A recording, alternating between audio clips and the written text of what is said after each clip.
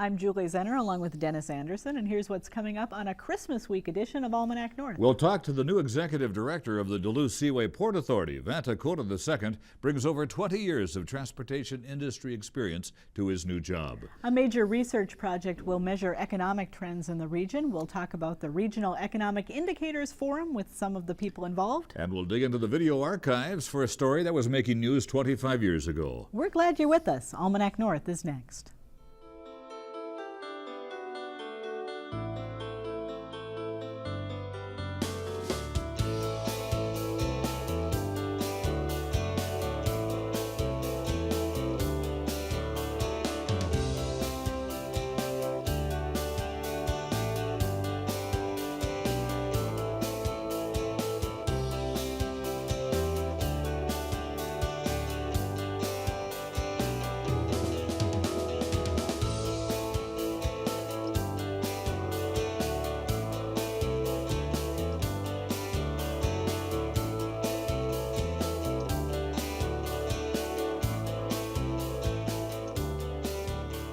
Hello and welcome to Almanac North. Thanks for watching. This week's show was recorded early because of the Christmas holiday, and this week, Denny, we're returning to some stories that people may have missed. That's right, exactly, Julie. Now, earlier this fall, a new executive director was named at the Duluth Seaway Port Authority. It's an important agency in the region in charge of fostering maritime commerce for the port and promoting trade development. We asked the new port director, Vanta Coda II, what he hopes to bring to this position. The port is an integral part of this community, and you can see it right when you come across the hill. The whole town just surrounds it, and it's wonderful to be a part of that. What I see is the opportunity for a continuation of the great things the port has done over the past really 100 years. Mm-hmm. And tell us a little bit about yourself and how you arrived at this position, because you're probably going to be on this show pretty often. People want to get to know you a little bit. Okay. I'm 20 years of practicing transportation and logistics. I came to this position last from a oilfield services company managing $350 million worth of global spend. Mm-hmm. Why come to Duluth? It's because it's such an exciting opportunity. It's an exciting place to be, and it's a little bit odd for me as an outsider, because I walk into this position and it strikes me that it's somewhat of a secret that what a wonderful place this is, and the great opportunities that this region can provide. How is the port and Lake Superior different, perhaps, from what you've experienced over the past few years in the Gulf?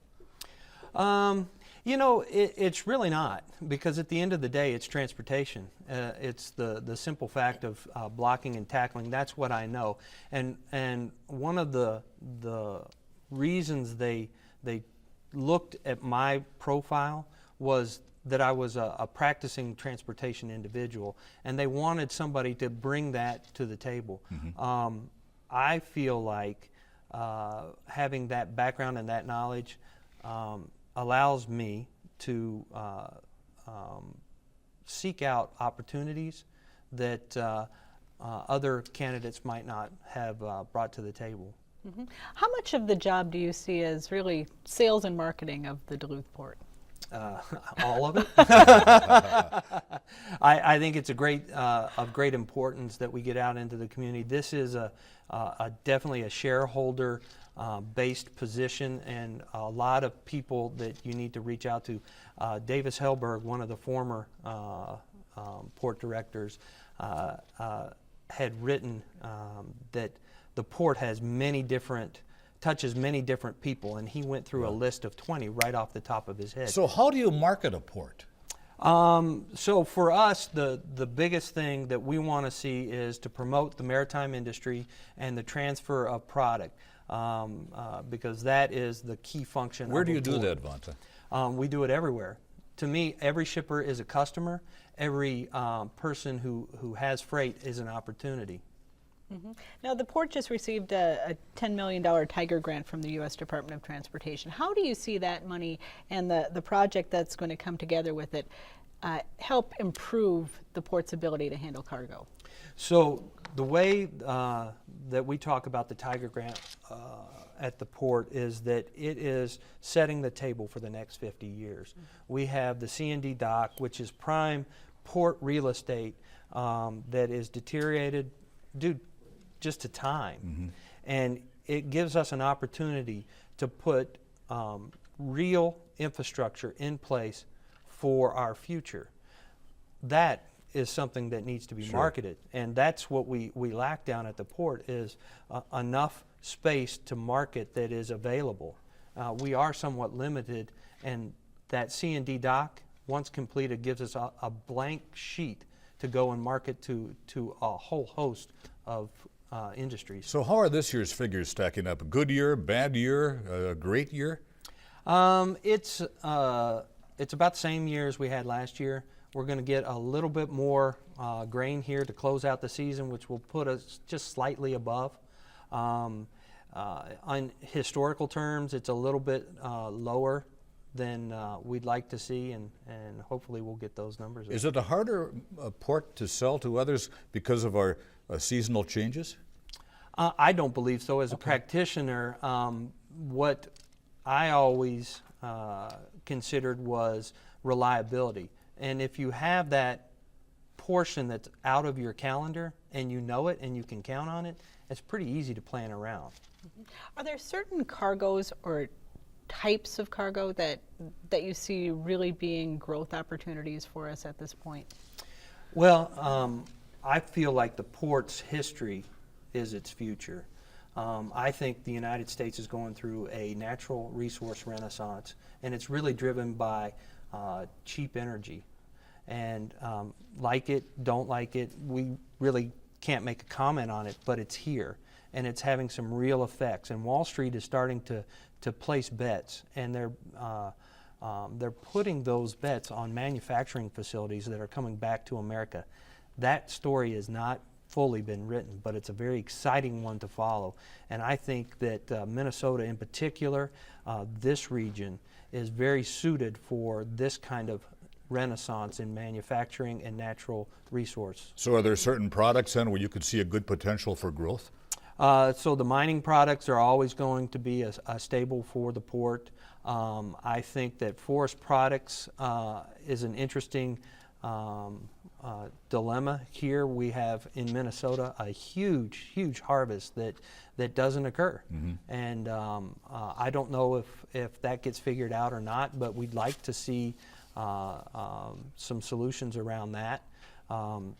Apex just put out a report on forest products, and it should be hitting everybody's desk here soon and should get a lot of play. Right. And then the agriculture here in Minnesota is just tremendous.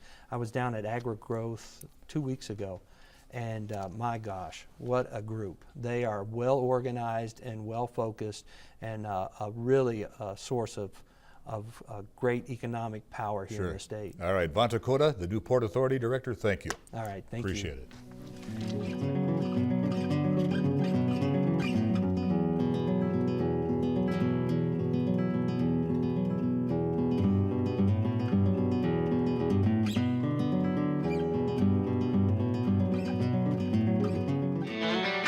Now, let's dig into our news file archive for a look at what was making news 25 years ago this week.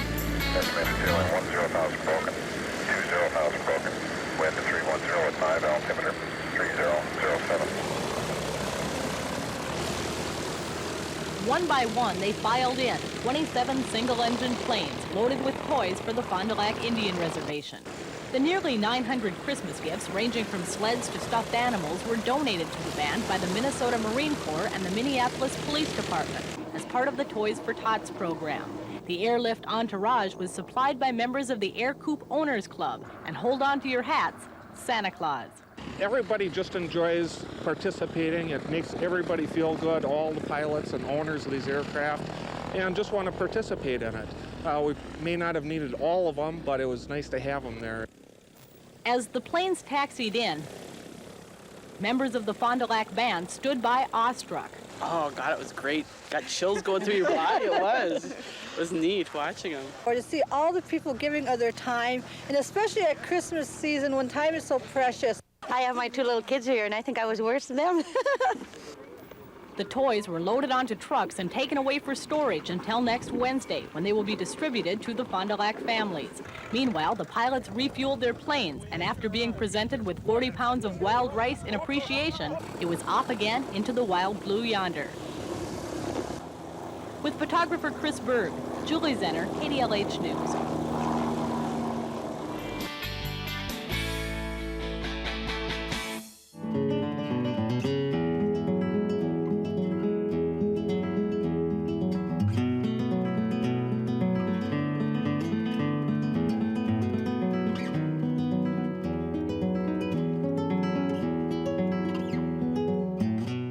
Research is already underway in a new effort to provide reliable data on economic trends and business opportunities in Northeast Minnesota and Northwest Wisconsin. Every 6 months, regional economic indicators forums will be held to release the findings of the ongoing research. The National Bank of Commerce is funding the project, and research is being conducted by local colleges. We have a large group joining us with more. Steve Burgess is the CEO of the National Bank of Commerce. Jim Skurla is director of UMD's Bureau of Business and Economic Research. Zamira Simkins is a professor in the UWS Department of Business and Economics.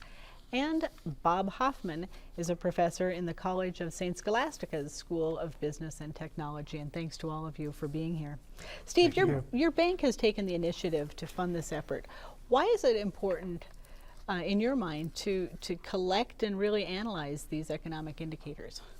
The bank feels that the knowledge is very powerful in trying to develop strategies in order to have business improvement and economic growth. So we want to provide that knowledge and provide the opportunity for the universities to work together, the business and the universities work with each other, and the students to work with business and the universities. Any and all of you can answer this. What economic indicators will be looked at, and what do you intend to do with the information? There's going to be over 20 indicators that we're looking at, and give you an example, we're going to focus on the labor force, housing industry, and just the economic variables like the port, sure, as we just talked about earlier here. So that what's different about this kind of research though is the region we're looking at, that we're actually looking at a 100-mile radius from the Twin Ports here. So we're actually looking at 8 counties in Minnesota and 7 counties in Northwest Wisconsin. Area. But the reason we're doing that is because we've discovered that we're all one region here with commuting and people going to work. They travel a long distance to get to work, and shopping in different regions. So that it's going to help our economic development efforts instead of competing with each other across the bridge, or or counties competing against other counties, that it's really going to help to do it on a 15-county basis. So Zamira, every once in a while then you'll be getting together to review the information you've gleaned? Precisely, and really national indicators, state level indicators are valuable, but if you think about county level indicators, they're not always valuable, and the 2 indicators that we're generating are the business confidence and consumer confidence and expectations indicators. And those are the ones that businesses use to make better decisions, informed decisions, and also for long-term planning purposes.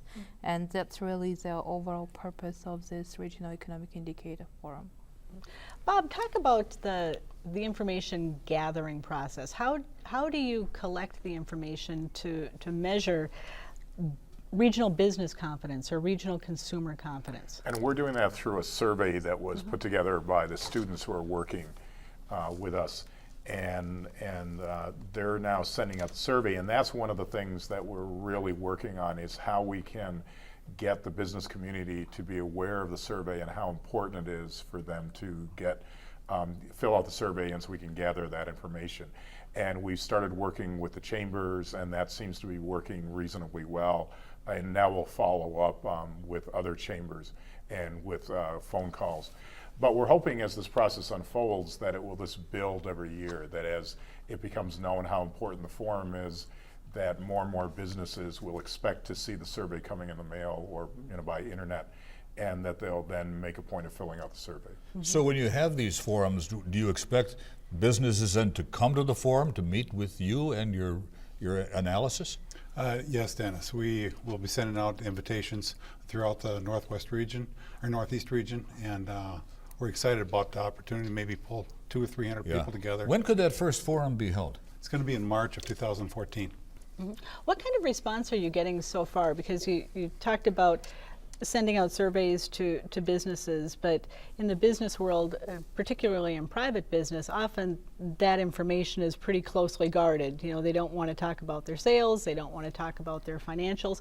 How do you pull that out of the business community in a non-threatening way? Well, I think one of the important things to realize is that people want local information.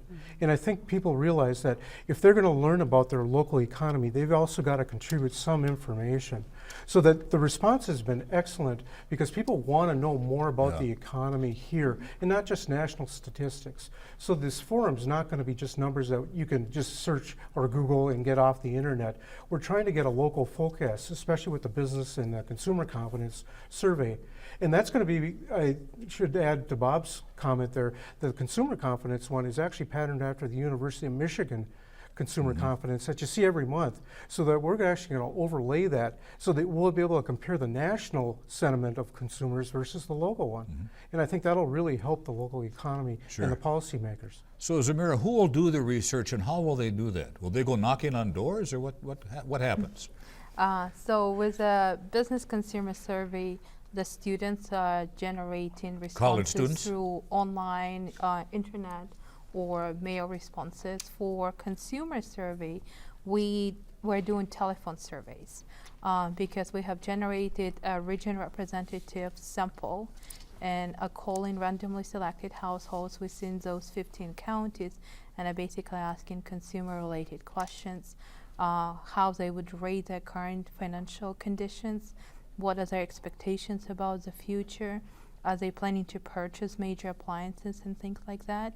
And the purposes for generating the responses for those questions is that we will create a consumer confidence index, index of current economic expectations, and then also current economic conditions. And actually the index of consumer expectations is considered a leading economic indicator because it helps forecast recessions or expansions if they're about to happen. So by looking at those indicators, then businesses can see that there is an increase in consumer confidence, so they can plan on expanding their business, or vice versa if it's a recessionary effect. And talk about some of those real ways in which businesses can use this information in their day-to-day operations and their strategic planning. Well, I'll give you a couple of examples. As we talked about earlier, consumer goods, future purchases. We'll also be looking at real estate trends, how many vacant lots there are, what the absorption rate is of the different developments that are around town and around the region. Might be looking at Port Authority information, transportation information, useful stuff that's used in strategic planning and help businesses plan their future. It sounds like a huge amount of data that's being collected. Bob, who's going to manage all of this and that's a keep really it? Okay, just raise your hand. Yeah, actually, that'd be me, I think.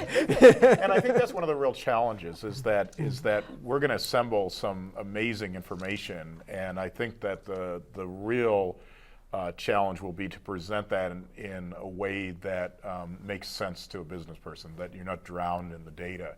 I think what's going to help a lot is that this will be done every 6 months, and it will give us an opportunity, like this first survey, both in the consumer and the business, we have questions to measure how businesses and consumers are responding to Obamacare and whether plans are changing. And that information should be in and of itself of great interest. So I think the real challenge will, and I defer to the other people here, I think they've had much more experience than I have, in presenting that material in ways that people can make sense out of it and use it to make good decisions. So your best guess as you go into this project now, what is the economy of this 15-county area like today? I would say it's been slowly recovering, but as a lot of indicators are saying, it varies by industry and by county sometimes, depending on what industries they have. And that's one of the things that we want to track. We have some winners and losers in the region, and I think if we highlight that, and I think that's where the policymakers can see who needs the help and who's doing well on their own. And and sometimes you can play to your advantage too, and maybe increase something that's doing well or work off your advantages. Are the students excited about this opportunity? The students are much more excited than I ever would have anticipated. We chose 4 students at CSS, and my goodness, when they began to get going on this, the passion they have, the hours they're devoting to it, the debates they have amongst themselves about how to phrase a question, how to interpret data, they're having a great time. And I think it makes sense. They're doing something that they think matters, that has a connection to the real world, that gets them out of their classrooms. So they're having a great time. Do you see these forums as a long-term event?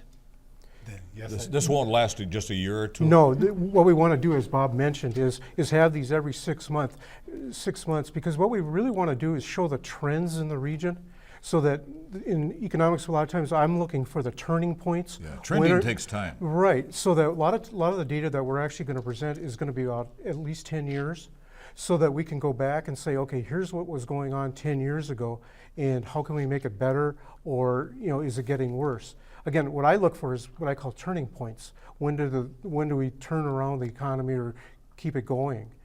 And that's the key that I'm looking for when I do look at my data. Steve? In March, we'll have the second data point. We've already established one data pointer in the process of. You'll have some comparisons. We'll have comparisons and the start of some trends. Steve, what kind of a funding commitment does NBC have in the game here? It's significant, but it's well worth it. And is it long-term? Yes, sir. Yeah, it is absolutely long-term. We're committed to making this thing happen. We'd like to see the Twin Ports in the northern region grow, and we're committed to help make that happen. Good attitude. All right. Well, thank you so much for coming in and sharing the information, and we're looking forward to hearing how this all progresses over the next couple of years. Thank you all very much. Thank you.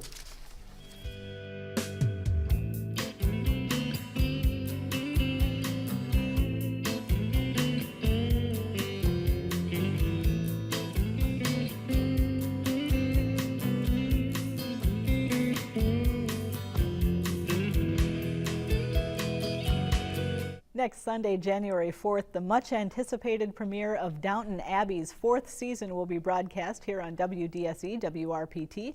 Recently, the cast of the popular PBS series sat down with the media to talk about the upcoming season. Here's a bit of what you can expect a little more than a week from now.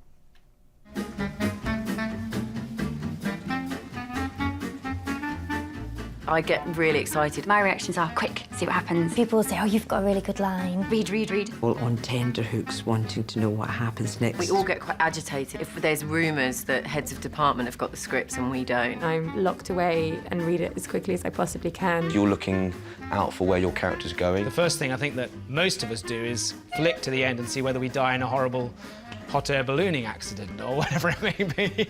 We tend to get a wonderful first draft, and so it's about taking a good first draft and over several more drafts making a good script into a really wonderful script. You must trust the actors, because they will make what you've written better than it was when you wrote it. You just need actors who understand what you're getting at. We get the scripts, we share our notes, and we do probably one draft and a polish, and that's it.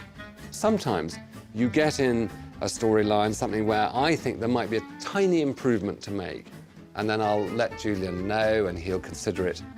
I do that thing of predicting what's going to happen, and I'm sure the fans do that as well. And it's never what I expect. But I'm never disappointed. I just think, I wouldn't have thought of that.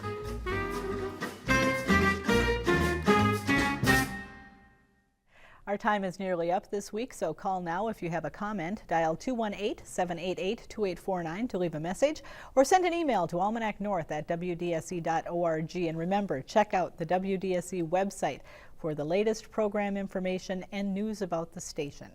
And Denny, a very Merry Christmas to you and your family. Good health, good wishes all around. And the same goes to you and your family, Julie. Thank you very kindly. All right, for Denny and all of us here at Almanac North, I'm Julie Zenner. Have a great weekend. We'll see you next year.